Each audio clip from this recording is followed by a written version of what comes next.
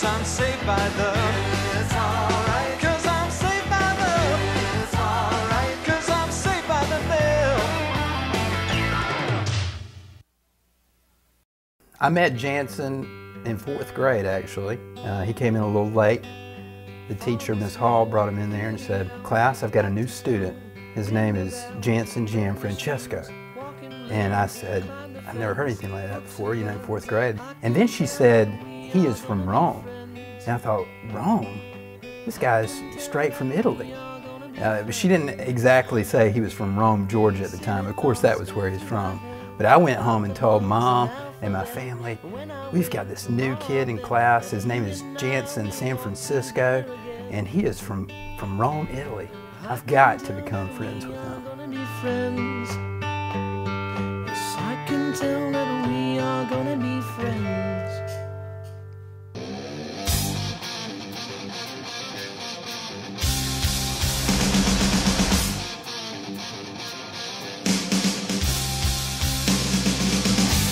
My fondest memories of junior high, early high school time involved me and my group of friends hanging out at my house. Every day after school, you know, if we, at first, when we first started, we didn't have anything to do, so we'd go over to Jantzen's house after school because he had the whole place to himself, and we just run amok.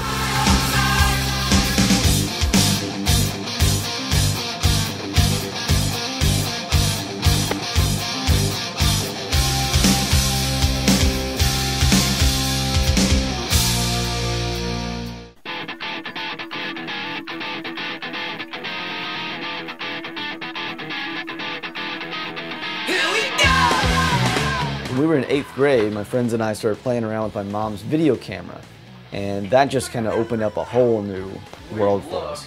That was probably the most embarrassing thing I've ever done in my life, was shoot videos with Jantzen. Eventually, we started shooting fake game shows, fake talk shows. I have this burning sensation in my foot. That could be because your foot's on fire, man. And then ultimately, we started doing music videos, which is where we really found our niche. The budget for those music videos was pretty small, so we couldn't really afford real instruments. So we picked up tennis rackets we used for guitars. We, pulled out some paint cans. We even pulled out a golf club that we used for a microphone.